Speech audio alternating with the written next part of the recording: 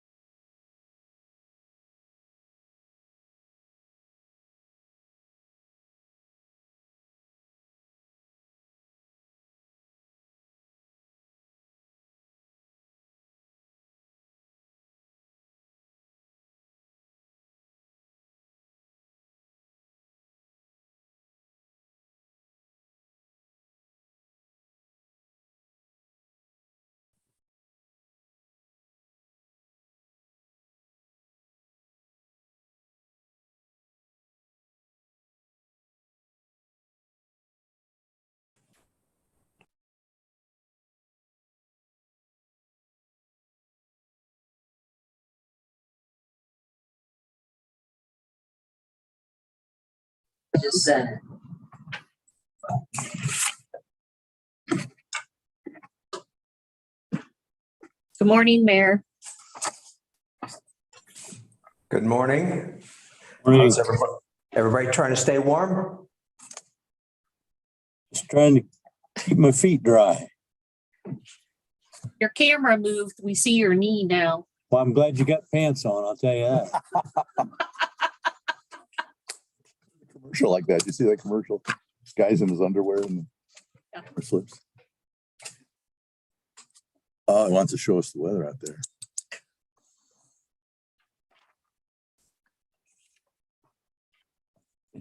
Coming in a little fuzzy. Hey, Tim, I could have had you pick me up this morning. I thought you were married, Cliff. Have anything to do with it. Watch if you see something, I'll see. Look above, see, look, I'm look dressed up here. There he is. There he is.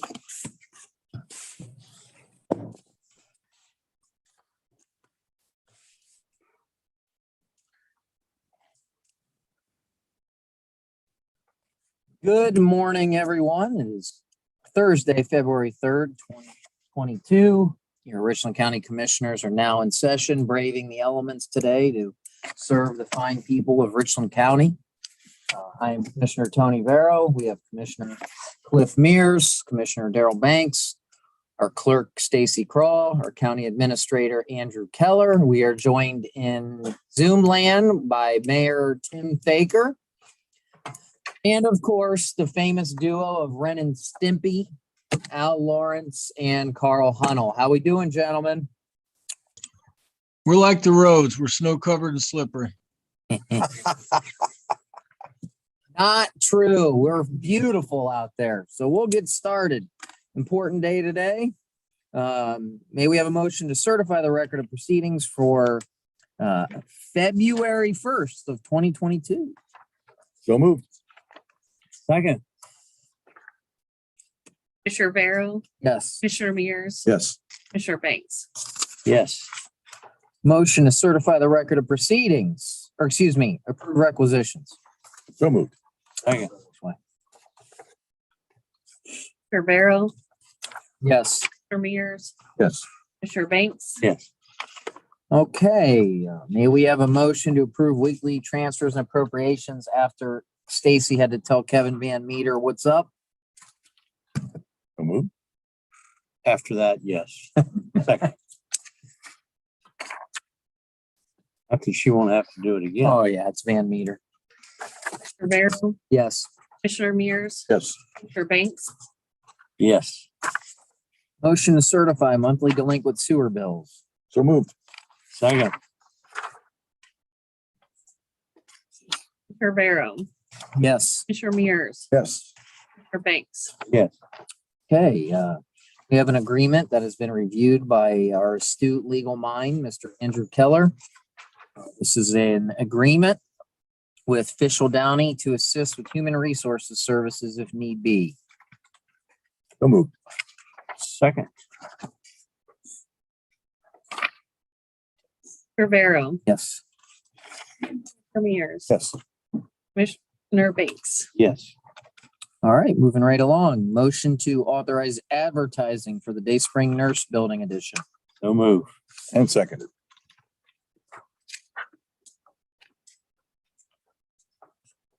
Commissioner Vero, Yes. Yes. Commissioner Banks. Yes. Okay. Next up, we have to set a public hearing date for the vacation of Green Acre Drive in Madison Township. That date is to be on Tuesday, March 1, 2022, 10:30 in the morning, right here at the Richland County Board of Commissioners, located at 50 Park Avenue East, Mansfield, Ohio, 44902. So may we have a motion to set that date, time, and location? So move. Seconded. Commissioner Vero, Yes. Commissioner Banks. Yes.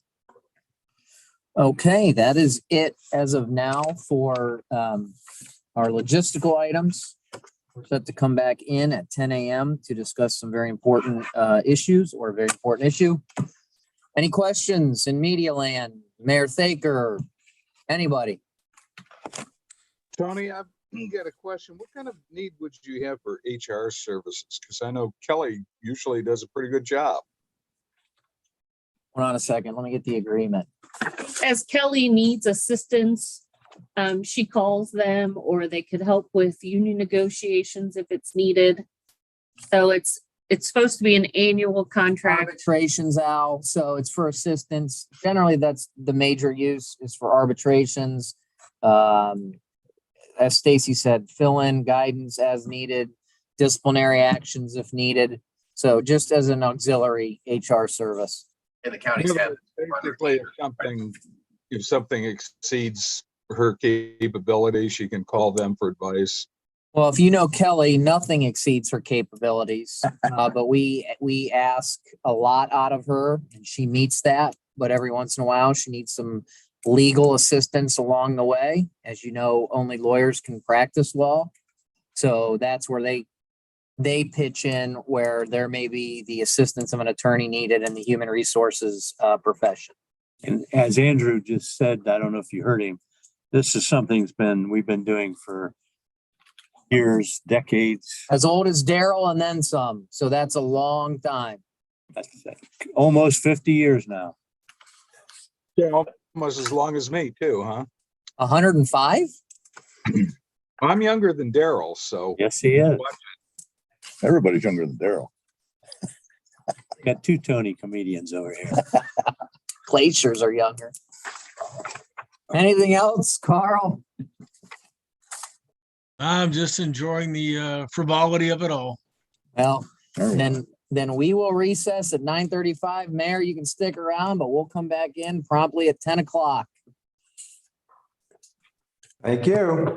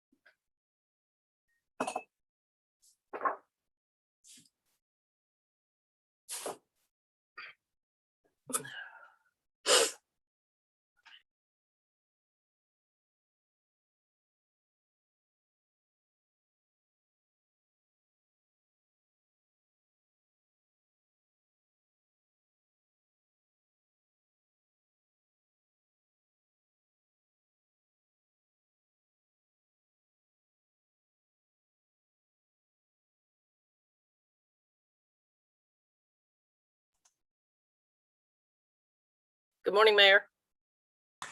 Good morning, Rebecca. How are things at the city building this morning? Oh, good. Not bad. Good.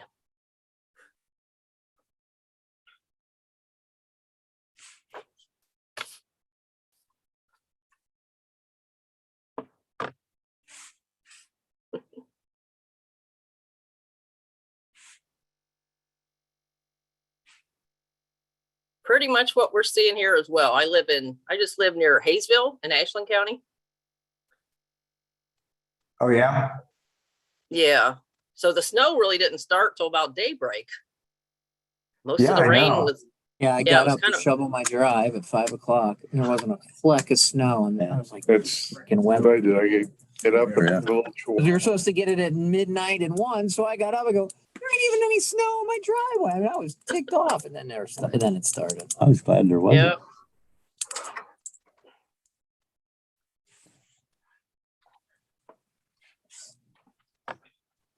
Hey, how are you?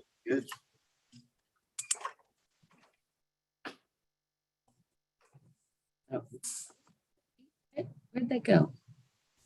They have some other stragglers. We got your contract yesterday, Rebecca. Awesome. So- Glad to hear that finally. Yeah.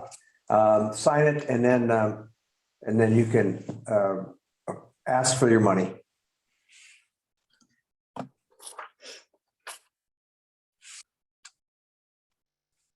Yeah, I don't know who that one is.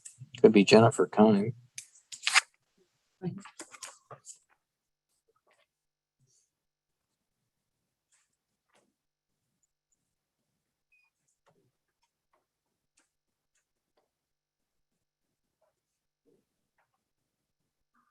This is Laura Montgomery from Catalyst.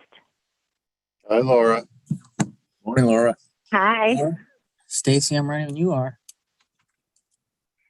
Get back over here. Okay, good morning. We are back in session. It is 10 o'clock. We are joined with some people in Zoom land, so let's see if we can see this. There's the head of Catholic Charities, Rebecca Owens. Mayor Thaker still here. The wonderful Jody Perry, who goes out with other people other than her close friends, is with us. Then we have Ren and Stimpy with Al Lawrence and Carl Hunnell. And we have the wonderful Laura Montgomery with Catalyst, and the Mental Health and Recovery Services Director, Joe Trollian, has braved the weather to come That half a block. far away, that half a block, to visit us today to actually talk about something very serious. And kudos to Joe, who's been driving the bus on this. If everyone recalls, in the fall, we have a new addition here. We have Jennifer Kime, who's joined us, Charlie. and Charlene Newman, who has gotten a lot younger. Not that much younger, but anyways, as we discussed, into the fall, obviously all across the country, there's an uptick in homelessness, and there's a myriad of reasons for that. We noticed it in particular in our downtown Mansfield area, in and around the gazebo. So a group had formed to see what we could do as a community to help those in need. And this is one of the products of that group. And we think it's a great program that Joe has again spearheaded, so he gets a lot of the credit for this. And with that being said, I'm going to be quiet and let Joe take it over and tell us a little bit about what we're looking at. Okay, what you have is it's a model for a homeless response team, and this is similar to what we've seen popping up in many other areas around the country. You're not quite sure what you're getting into, so what we wanted to do is make sure that we had some folks that were going out and actually asking individuals that are homeless, what do you need, and then helping direct them to the area for them to get what it is they need. So we're looking at pairing a what we're calling a behavioral health professional. To start off with, we want it to be somebody who is licensed. So either an LSW, a licensed social worker, a licensed professional clinical counselor, or an independently licensed person, if that's available. Reason being is because we're not quite sure what we're going to get into. If you have somebody who's licensed, then they are able to do a diagnostic assessment. They're able to do a crisis intervention service. They're able to provide an individual counseling service, along with being able to do what we lovingly refer to as case management, but has been named several different flavors now. But it's basically getting out and seeing what people need, getting them pointed in the right direction. We'll be pairing that person with a law enforcement officer. Two reasons for that. One, the law enforcement officer, it's part of what we need in the community. We've seen great response with our opiate response team by pairing law enforcement with mental health or behavioral health professionals and advocates. It has really helped to get people to come to the door. And it has also shown folks that police officers are not just there to arrest you or anything, that they are actually there as a helpful person in the community. And so we want to make sure that we're pairing that process. It's also a safety feature. We've got a behavioral health professional that's out there that's not trained or equipped to handle much more than verbal confrontation. Having a law enforcement officer there may help, because we know that we're going to be dealing with people we are not familiar with. And so we want to be able to make sure that we are ready for all potential concerns. And so having a law enforcement officer will help with that. We have started, and Mayor, I'm not sure if you've had opportunity to talk with the chief or anyone up till now, but I mean, we're looking at several different areas. I know I've spoken with John Ellis, who is our connection for our opiate response team, because he realizes he does community policing. He's over the community policing, and odds are whoever's covering this program is going to fall under him, or it's going to fall to him, one or the other. And I know that they're looking at manpower shortages, and so we're probably looking at overtime for officers or things like that to be able to support this program. The nice thing is we also have a vehicle that's been earmarked for community policing as well as the opiate response team. If we can coordinate it, because we're looking at 12 hours of service per week, so 3 4-hour shifts.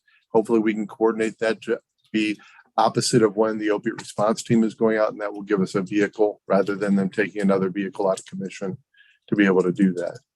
Again, I'm speculating, not having had conversations with Mansfield PD. They may be like, no, we're not doing that. So, but up to this point, we've at least got some tentative involvement. The biggest piece that we're going to be looking at is weekly getting tracking logs from the behavioral health professional. We have no idea what we're walking into. And that's the biggest thing that we need to keep in mind. We're going under the assumption people want help. And sometimes that's kind of heartbreaking when you get there and you have lots of things to offer. People are like, nope, I don't want to talk to you. I would like to move on. But as they do, we want to make sure that we are tracking exactly what kind of help that we're looking at. We're looking at this as a pilot program. The first, that we'll have a planning phase during March 1st to April 1st, where the behavioral health professionals are going to get in contact with Catholic Charities, 211, Harmony House, city services, police departments, get all of the contact information that's needed. Who do I call when somebody is looking for housing? What's the protocol? How do we access housing? If somebody's looking for healthcare, how do we get them immediately on a list for 3rd Street Health Clinic? Or what kind of wait time are we looking at? What are their walk-in clinic days? How can we get somebody through the process? We already know we have our behavioral health clinic, so getting people to immediate services for addiction or mental health services is pretty easy. But we want to make sure that we have all those pieces in place. How do people access SNAP? How do they, do they qualify for TANF, PRC? There's lots of things that people are going to have to quickly become experts in, because these people, part of what they're going to be doing is acting as a system map. They'll be working with people saying, what do you need? Maybe someone's saying, I just need a job. Great, let's go with, you know, the different jobs programs that we have in the community. How do we get them set up, get them a resume, get them on a temporary agency, a temp agencies list, or get an application out there so people can get people hired and get people started. If there's needs for work boots, uniforms, things like that, what are the different resources that are available? So again, it's kind of developing a where to turn manual, what kind of things are available, and that's what they're going to spend. Probably about 30 hours during the first month just collecting that information and training the staff that are involved, because I imagine they're going to probably assign 2 or 3 staff.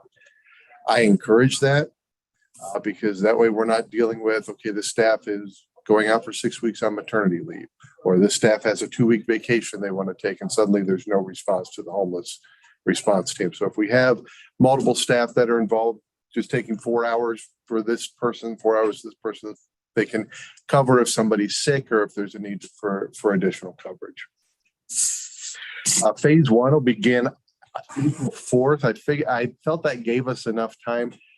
With the cold weather, we tend to see our homeless situation dissipate. It's more concerning. You know, we have warming shelters, people knowing where those are at. People are very much into, I just want to make sure I'm not going to freeze at night or I've got someplace to stay. And frankly, we've got our homeless population has always been very creative of finding places to stay. Doing the homeless counts in January, that we typically have a very low count because they only count people who are not under roof. And so we tend to. Joe, why is that done during January? I can speculate why, but I have no, they've done it during January every year for a bajillion years. I think it just kind of, it Rebecca. skews the numbers towards metropolitan areas. Rebecca. We have someone who can answer that. Yeah, thanks, Commissioner. So this is a HUD mandated program that everybody has to participate in across the country. So we really have no choice in when that occurs. It's always the last Tuesday in January. This is the first time I've been at Catholic Charities over 14 years, and they actually postponed it now till February 22nd. So it will start it'll at 8 definitely p.m. be warmer then. You know, February, it'll really be, it'll be a balmy negative 100 and you'll really be able to get an account. Yeah, it really makes no sense. I mean, it's kind of crazy, but also, you know, you're counting those that are actually unsheltered out in the community, but also those that are sheltered. So those that are Harmony House, domestic violence shelter, at Catalyst and their shelter or housing that they have there. So it's a matter of unsheltered as well as sheltered that they combine these numbers. And obviously, you know, we don't look like New York City or Chicago, but we're all part of the process. Well, thank you. That helps to a certain extent. That answers the question, in other words. But anyway, so what we'll be looking at is starting that phase 1, April 4th. So that should get us, it's just as the weather is starting to turn. Granted, it's Ohio. We always expect one late snowstorm in April, possibly May, who knows. But we're going to start off with, there's going to be 12 hours of direct service, and that's going to be a set 12 hours. It is not going to be on call 12 hours. It's not going to be up to 12 hours. It's going to be 3-4 hour shifts, because what we want to do is have the team be willing to do variable shifts. So maybe week 1, they go out Monday from 8 to noon, and Tuesday or Wednesday, they go out noon to 4. And on Friday, they go out 10 to 2.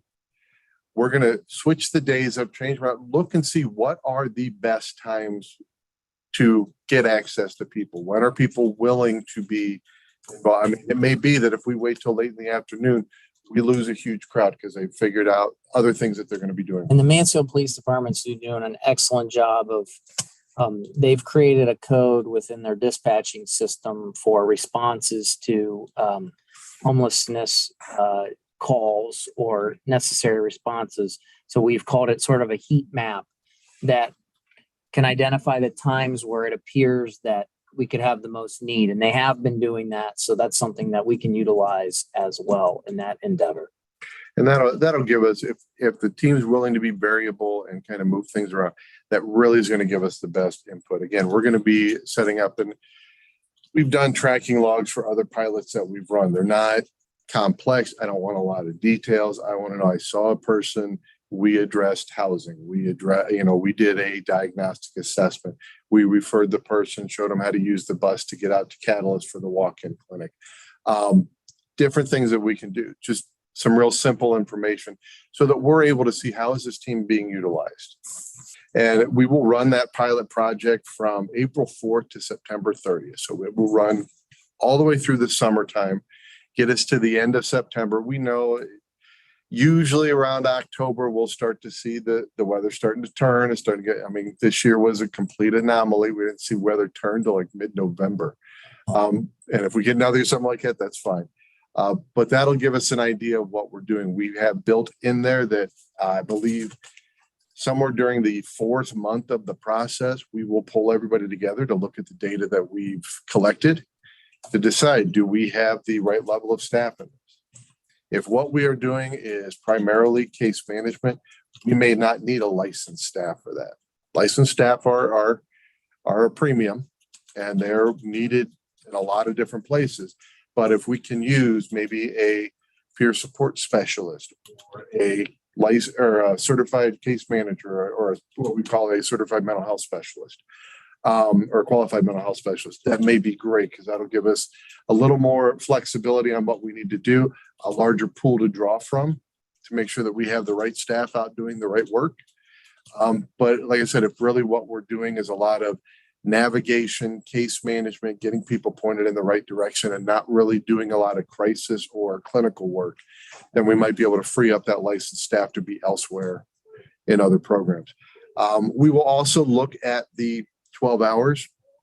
If we find that we are not, that a day's coming up where, we checked in with Harmony House, we checked in with the ARC Center, there's just really not a whole lot of need today. We frequently have calls that come into our helpline for people who need a well-being check. We know the police department gets well-being checks. We now have a licensed staff and a police officer that could do checks in the community as well that may go beyond the homelessness population. But that would be something we definitely don't want them just sitting down at Relax, having a cup of coffee, just watching the time that they're on the shift. So we'll make sure that we definitely utilize them for the time that they'll be there. The idea is that October 1st, we will move into phase 2. At that point, we will addendum and implement any adjustments that came up. And I said that'll be determined by August 2nd. We want to make sure that the teams have a good 60 days to adjust anything that's coming up. So if at that point we're saying, we don't need 12 hours, let's do 8. Or maybe we have 12 hours, but let's do 2 6-hour shifts rather than 3 4s. We'll figure that out. We'll implement that at that point in time. And then that team will run again all the way through June 30th, gets us to the end of a state fiscal year. We will also have the data at that point to start looking at what are people doing. If it's that we're really not doing a whole lot of behavioral health with folks, then maybe we need to look at, rather than the board being an administrative agent, which I didn't put that in there, but we will offer to be an administrative agent. We will not take an administrative cut for that. We will just, it'll be easier if we have pooled funding going into this, send it all to us. We already contract with Catalyst, which is who we've earmarked for the behavioral health professional. So we can go ahead and pay them out. We don't have to set them up as a vendor or anything like that. But that'll get us through the end of the fiscal year. At that point, we'll decide, is this something that we need to apply for? We're seeing 90% of the people are TANF eligible. We'll talk with Charlene and we'll utilize TANF dollars. If we're seeing, most of them are behavioral health or addiction and we need to come up with a faster stream to get them in, we will earmark our local funds to be able to cover the majority of that. But we'll be able to better identify exactly what are the most appropriate streams for funding this program and keeping it going into the future.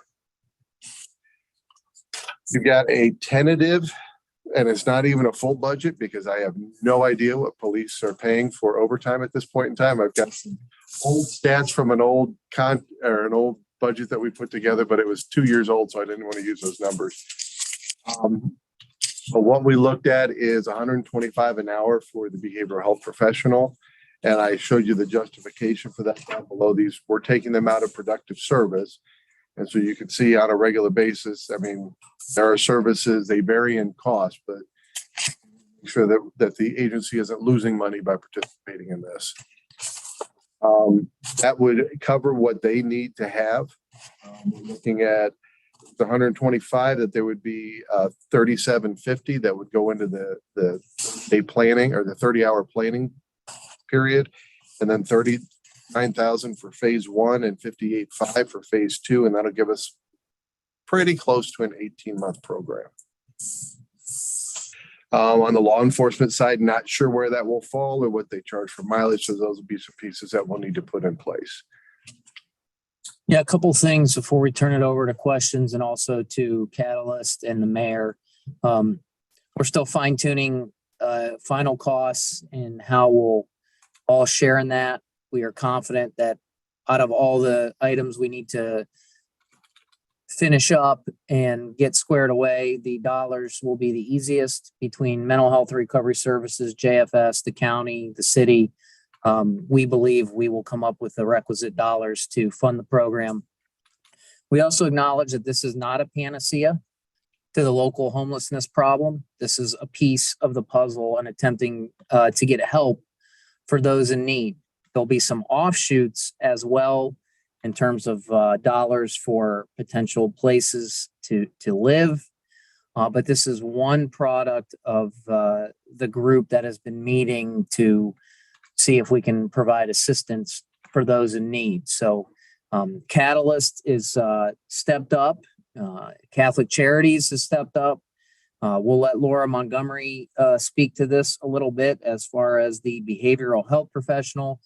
And then I've had conversations with the chief of police in Mansfield and our sheriff's department, but it wouldn't be appropriate for me to speak to the city police department. So we'll let the mayor speak to that. So Laura, if you want to take it away. And also we've been joined by Terry Carter from Richland County 211. But Laura, as the Catalyst director, if you could speak a little bit about your involvement, and then we'll turn it over to the mayor. Absolutely. Thank you, Tony. Joe has had conversations with Aaron Schaefer and I kind of regarding this pilot and how it would look. Catalyst is certainly on board. We think this is, I think as you mentioned, this is just a piece to a larger issue, but we certainly have the resources and the staffing to go out in the community and assist these individuals. I think Joe spoke to, the need for somebody to be aware of community resources and what is available to get these individuals housing and assistance. And we are coming from a place where we have the professionals that are educated and have the information to help these people and get them linked. So we are, Catalyst is all in. We're on board. Thank you. Mayor, you're up. Thanks, Tony. One of the things, first of all, I think that Joe's done a tremendous job in putting this plan together, this program, this pilot. And I think that it's something that is definitely needed and wanted in the community. What we had, our project or portion of it was the police department. And the problem with that right now is we are way, way understaffed. I know that I've talked to the police chief, and then I know that you talked to the police chief to see if there's a way. And right now, the only possible thing that we might be able to do would be to offer as a private portion of the police to come out and pay them their desired amount of money for really overtime, and then letting the individuals sign up for that. Because right now we just, according to the chief, and I agree, we've met several times in the last couple of days to try to figure out some situations that are coming up right now, that there are some brand new things that are happening that we need to address and that we need to work on. And I think that currently the police department is understaffed, and we're trying to do something about that. So, and until that happens, maybe halfway through the program or halfway through the pilot program, we might be able to participate more. But right now, there is an issue. Yeah, I don't think anyone's immune to staffing shortages right now, public sector, private sector, you name it. And that chief had reiterated that. He certainly reiterated he definitely indicated that they wish to participate, obviously based on staffing, which is why Joe intelligently included MPD, auxiliary, and then I had conversations with the sheriff's department, who were also feeling some staffing shortages, excuse me. But we are hopeful we as a group can come up with the right amount of money to pay people, because this will be, whether you deem it a private deal, detail over time, obviously if contracts come into play. We're hopeful between the city, auxiliary officers, and the county that for 12 hours a week, 3-4 hour shifts, we will be able to fill these slots. So I think the mayor mentioned some challenges, but we never go in saying it can't happen. So we're going to go in and we're going to move forward with this. And when we meet next, we will make sure that the law enforcement heads are a part of that conversation to figure out how we can do this, because it's our goal to do this. And so we'll do our best to make sure it happens. Well, and, one of the things that I can suggest, and I'll just throw it out there, I haven't spoken to anybody about this, but, we have a CIT advisory committee, which is our crisis intervention team training. We've trained well over 500 officers and first responders in CIT. If for some reason MPD doesn't have the availability, there may be other departments that they may have some folks that are looking for some overtime, might be able to pick up a shift. We might be able to get somebody from Shelby or from Ontario that can at least come out and participate. Again, as that we're kind of the safety piece for the staff, but also being able to really help with any de-escalation that needs to take place. We know that if they're CIT trained, they've at least got some background. They've got 40 hours of training. They've had to do role play with the gang from the Playhouse, which they're never easy on them. So, we know that they've been put through the ringer. So, it was sort of checklist. When I talked to chief, I mean, obviously there's contractual issues at work here, but because a good part of the focus will be Mansfield, particularly downtown, it was imperative that we start obviously with Mansfield. It's in their area. The chief certainly said, hey, we're going to do our best to do this. And we said, okay, if we can't, what's the next step? So the way I'm looking at it as a checklist, MPD, auxiliary, maybe sheriff, et cetera, et cetera, et cetera. So like you said, we'll just keep going down the checklist until we get 3-4 hour shifts. So it's our intent to fill this. So the chief was great, and we'll figure it out. Anyone else in media land before we open it up to Al and Carl? Charlene, as you say, JFS has all the money and all the fun. So of course we're going to ask you to see where you can use your federal dollars or state dollars. So Charlene, Rebecca, Terry, anyone out there? Jody, Jennifer? Charlene's got it. Just Muted. Oh, you got to unmute yourself. Thank you. I wanted to speak to JFS's commitment to this project. JFS has provided Title 20 federal dollars for homeless and for Harmony House for probably over 30 years. So we are financially committed to this pilot. We understand the need for it. So there's potential Title 20 dollars. There's potential TANF dollars. As well as adult protective service dollars if some of the homeless that we're serving are over 60.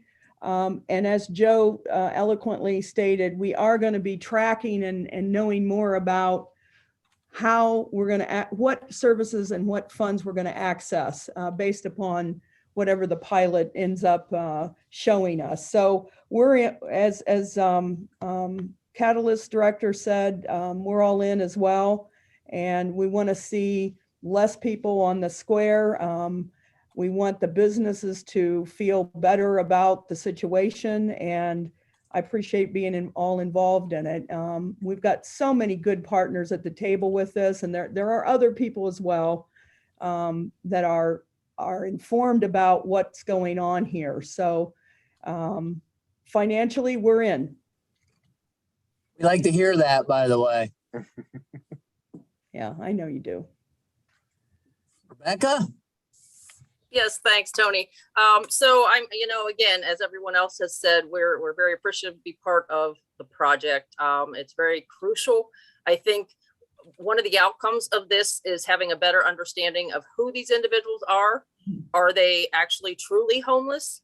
Are they individuals that are seeking community, meaning they just want to belong somewhere? They may have housing, but yet they enjoy coming down to the gazebo or other places downtown where they just have, they have that neighborhood. And, or are there transients that are actually just kind of here for a few days, a few weeks, and then they're moving on? That's kind of the, I guess, the demographics of the individuals that we see that come through our Hope Food Pantry, which is a good mechanism to kind of determine where are people coming from. But I think this project will kind of clean that up a little bit and really help us get down to the nitty gritty of what's going on and who it is and how to best serve them. So we are here again, willing to be involved, in whatever way we can, whether that's providing rental assistance or just helping people navigate the resources in the community, because that's what we do every day. So, and we just, we actively are engaged with all the partners at the table. So we greatly appreciate that. And Joe's done an awesome job as well. So thank you. Jennifer, as the leader of DMI, anything? Yeah, I just want to add to the comments too. I've been just so impressed with this project and how we've run it forward, from identifying a problem to really creating solutions that are good for everybody in the community, from visitors to downtown business owners to homeless and transient population itself. It's a complicated issue, and I just really appreciate everyone's openness and willingness to address it from all angles and really pilot a program that really could fit the needs to all those communities and really make the downtown and the community comfortable for everybody involved. So thank you to Joe and all the partners and everybody for really addressing a tough issue and getting a pilot program launched. We're excited to see how this goes and how it can help the downtown and the community in general. Jody, the chamber director. I don't know that I have much to add that hasn't been said, but I just think, the collaboration on the process has been really great. And, everyone here works together on a lot of different issues at different times. And so I think that those established relationships really allowed this project to stand up quickly. And so thanks to everyone that really has been close to it. I feel like I've supported it, but, obviously that's, it's not a huge thing that we're particularly doing, but I do know, and I would echo what Jennifer said, what we're hearing from our friends in the business community has certainly been a challenge for them over the last year. So I'm excited to see how this works. And thanks everyone for your support. Terry 211 down there before we turn it over to the media. Thank you. From what I heard, it sounds like an awesome project, and we will definitely support it in any way that we can with our resources and database. All right, Alan Carl, the floor is yours. Yeah, my first question is that from what I hear you saying, downtown Mansfield is going to be the first place targeted. Absolutely. I mean, that is where we are seeing the bulk of the issues. It's not to say that you don't have homeless in Ontario, in Shelby, and other locations, but even a lot of the folks we're running into that are either homeless and transient in those locations, they're linked to groups that are downtown. They're coming downtown for meals and we've got more locations that we can actually get hold of people to be able to talk to them. Things go well and we find that we've got the time. I mean, there's nothing that says this program can't expand. Okay. The other question I have, because it's not exactly clear, where are the professional staff coming from? Is Catalyst going to be providing those? Yeah, we left it open initially because when I designed this, I wanted Catalyst to actually see it and go, okay, we're in. Since it's not an official document, we didn't actually doesn't name the board as the administrative agent either.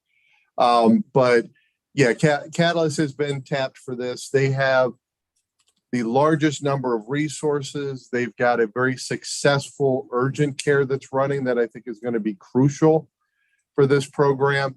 They also have the ability to utilize a stabilization unit if somebody's in mental health crisis, if somebody's quickly in need of detox services, that's where the detox is at. If they need residential care, that's where residential is at. So they're clearly the most appropriate agency to take this on. It's right in their wheelhouse, Al.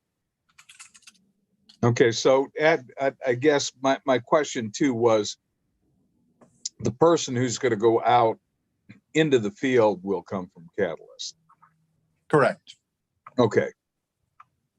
Those are the and it looks like you're right now looking at the funding from JFS and a variety of federal dollars. So the next step, Al, and then I know Carl will have questions, is we'll sit down again with the law enforcement group, which will be the MPD and the sheriffs.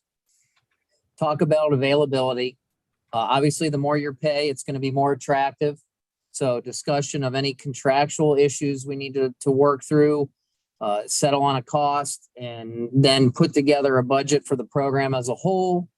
And then we will move forward to discuss the funding streams for the budget. So the very next step, as soon as pretty much I'm out of this meeting, is to set up that next step to just bring law enforcement formally into the mix as to how we go about posting this. Yeah, those are all the questions right now at this point that I have. We know Carl's got questions. Oh, I've always got questions. So if I'm looking at this to kind of tentative budget, 101,000 for the behavioral health person. I guess, Laura, are you confident that that's a good amount? I mean, I assume you and Joe have worked on this to figure out that that's a pretty agreeable amount for that. Yeah, I am. Joe and I have had conversations. He's very familiar with our rates for services, and yeah, I'm confident that's an acceptable number. Okay, Yeah, and Carl, if you have this document, then down at the bottom, you'll see a justification, what the service says that can typically be provided by somebody who's got an LSW or an LPC. That's where we came up with those rates. Those are the current Medicaid rates that they would be able to bill. And so if we're taking somebody out of productive circulation, as I like to refer to it, so you're not just paying their salaries, you're paying what they're actually going to earn for the agency. You're taking them out of circulation for a program that we're not necessarily going to be chasing the billing dollars, because when you're working with the homeless population, they're not currently registered with your agency, may not be approved for Medicaid, there may not be a funding source. So you're looking at being able to assure the agency that they're at least recouping their dollars of what it's cost to have that person out of productive circulation. And that number, if I'm understanding it, could actually go down if you get through phase one and realize you don't need a licensed person, you need more of a case manager or a certified person. That number could actually go down, because I'm assuming a case manager is not going to be compensated at the same level as an LSW. Correct. And honestly, the number could go up or down. I mean, we may see that we need more than just 12 hours. We may see that we need to have a licensed person on call, a case manager that's running the piece, but a licensed person that can be called up to do an assessment on site. That's what the whole phase one of the pilot process is. We want to gather is we're basically at this point shooting in the dark. We don't know what to expect. As many pilot programs as I've read going on across the country, there's nothing like this in a community this size. So we're really we don't know what to expect. So yeah, I would say, I mean, that's the whole piece of having a phase two, is you get all the information, then you adjust the numbers. We may find that the police department is saying, you know what, we need to bump that rate a little bit higher because we're just not getting enough people interested. So I always like to, I don't want to say it's going to go up or down. So. Carl, it is, first off, we're proud. Like Joe says, we're not aware of any such program in a community, a county, and a city of our size, but it truly is a pilot in every sense of the word, from resources to dollars to times. And we're going to try this out. It may not work. I mean, we may find that we're not getting the success and we may have to pivot again. But this is just, again, a piece to the puzzle and trying to help those in need. So it is a pilot in every sense of the word. Okay. In terms of Mayor Thaker, this could be for you as well. In terms of conversations, Tony, with the police chief, what sort of special detail rates did they mention? I mean, these are guys who also do special details for lots of different things. So is there kind of a going rate that law enforcement charges for these things? Well, if I can, the contractual rate is time and a half for the police department. And that would be part of the time and a half because they would be doing it probably after hours or they would be called in for overtime. That rate is about is around $45 an hour. Right now, it is difficult to even get officers to volunteer because they're working more hours now. Excuse me. They're working more hours now for the regular job and being called in and everything. So that's a contractual rate, but that doesn't mean that that has to be abided by, because if there is private funding, that private funding could kick in and be additional funding for that. It's our goal, Carl, obviously, to provide a rate attractive enough to get people, specifically law enforcement individuals, to sign up for this detail. So we'll figure it out. Joe, if I read through this right, one of the requirements is you'd like these officers to have gone through the CIT program. Is that a requirement, or is that we hope that you have?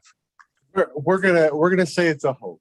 The nice thing is we've trained so many officers in CIT. It's actually harder to find an officer that's not trained. There for a few years, we actually reduced our training to once a year and it wasn't because of lack of demand. We just didn't have any officers left that weren't trained. We've had a whole crop of new officers coming in. In fact, I was joking at the last training that I walked in. My first question is, how many of you shave? They were so young. And I'm getting very old as I go through this training every time. But I think we've done 26 CIT trainings. So we're hoping that we will have plenty of officers to choose from. That's always been very helpful. I know I'm not going to make it an absolute requirement, but what I will say is if we do pull some officers that are interested, we're going to want to get them CIT trained pretty quick. And I know we have another training coming up in May, so we may want to fast track them into that particular training if we can. Just in general, something that hasn't been talked about, at least this morning. I know there's an annual, you guys talked about that at the beginning, usually done in January. Now it's going to be done in February. The last time a homeless count was done, how many homeless folks were there in the count? And is that an actual, or do you take a number and then extrapolate it based on population? How do you actually determine the number of homeless people in Richland County? Rebecca, Charlene, you want to take that? Sure. Thanks, Tony. So Carl, to answer your question, typically we end up with about 100. And again, those are sheltered as well as unsheltered individuals. So unsheltered are those individuals that are found living in places that are uninhabitable. So under a bridge, in a tent, in the woods, in their car. And then the remainder of those are those that are at Harmony House and the DV shelter. We actually, most times, now last year obviously was an exception. Most times they're actually either going out and actually doing what's called a street count, as well as the shelter count, or they may kind of just contact, the shelters are always part of the process, but it may be that they are stationed. I know a couple of years back, we had staff that were part of the process that went to like our food pantry, to Salvation Army, down to the meal on 4th Street, and just were in locations where they would have conversations with people as far as, you know, are you seeking shelter? And if so, why? It's also a good opportunity for the social service agencies to hand out resources for the community. And in the past, we've handed out gloves, hats, and blankets to many individuals. So it is really truly, meant to be as true account as possible. But the goal was not to find 500 homeless people because, it's really, again, we're required to do it by HUD, and the fact that it is kind of one of those check boxes that has to be done in order to get a lot of the grant funding that comes through HUD into the community. Even the city community development department has to have that information for their grants that they have through HUD. Terry, did you have anything else you wanted to add? No, I think you answered that just right. Okay, I'll throw this out, and Rebecca, maybe you can take this, or some others who've been working on this. Is the sense that the unhoused or homeless numbers are going up, or is it a sense that the increase of those folks in the downtown area has gone up, or both? Oh, you or Rebecca could probably answer that, right? Yeah, I would say it's both. I think we have seen an increase, and it's one of those things. Richland County has always done a great job of addressing homeless. We make sure people are taken care of. That word gets out. We have people that they may be transient, but they're going to stop here because they know, if I stop there for a few days, I can get a meal, I can get a good night's sleep before I move on to my next location. We've also had a number of people that have found themselves either due to losing their apartments, losing their jobs, financial constraints, becoming homeless that were never homeless before. And that has a lot to do with just what's been going on for the last 3 years with COVID and everything else. Yeah, Carl, in my discussions, we're finding out, and this has been a learning process for myself, and this is, I'm gonna be careful, this is not a knock on adjacent counties, but Richland County in particular, for a county of our size, does very well with providing services for those in need in and around homelessness. And we all seek community. So I'm finding out even we're the only county out of our adjacent counties that has an inpatient care at Ohio Health Mansfield. So people in need some way, somehow find their way to Mansfield and Richland County because we really do a good job in terms of just providing meals, providing services. So that's a good thing. But it's also some of the things we're seeing in our discussions with the hospital and Joe and those in the business is that because we do a good job, we've sort of become a hub as homelessness has increased across the country. Yeah. May I also add that one of the challenges that we face as far as part of that funding conundrum, HUD looks at homelessness as one definition. The VOA or the Veterans Administration, their definition of homelessness looks different. The Department of Education, their definition of homelessness looks different. The SAFE program at Mansfield City Schools has, I think, anywhere between like 350 and 400 kids that are considered homeless, but that means they're either literally homeless living at a shelter, or they could be living with grandma or, the neighbor. And at any point in time, they could become homeless. They could be, something could happen in that relationship that they're asked to leave or, just don't have that shelter. Let's not forget 3 different fiscal calendars between the county, state, and the Fed. So let's throw that on top of there. So it's never easy with funding stream and Title 20. And I just asked Charlene. That's where I go to. Charlene, what's this mean? That's what I ask her. Just to piggyback, Rebecca, on your comments. So if you come into the agency or online, you're asked whether you are homeless or not in our world. And that is a self-attestation. So if that individual is actually living with family, but they think they're homeless, then they indicate they're homeless on the application. They also have the option when they're applying to have our post office box, our address here at Job and Family if they're homeless, so that they can pick up their Medicaid cards. We received probably, I counted them as a result of this, about 400 a month that actually are returned to the agency for lack of picking up actually picking up their Medicaid card. So to Carl's question about how many are homeless, I don't have a way to give you clean data to really tell you how many homeless we have in our community. At least the JFS world cannot. And just one final question. Has Kelly Blankenship been involved in these discussions? I mean, as the leader of the Harmony House, really the only homeless shelter in kind of a multi-county area, has she been involved in this project? Yes, I met with her last Friday. She's aware of it. We're actually going to have a meeting with Harmony House and myself in the city and JFS here next week. So they are aware of this. We're going to try to loop them in as best as possible. They just added a board member who's have some familiarity with working with individuals in need. So we will loop them in as we move along here.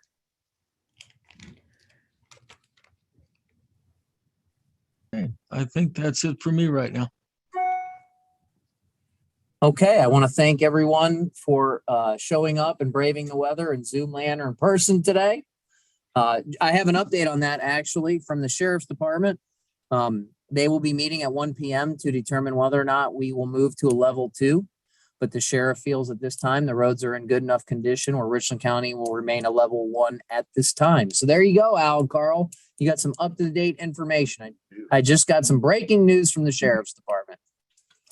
Hey, I do have one last question. Carl kind of indicated he had some kind of outline for this program. If I could have a copy of that, if that's the case.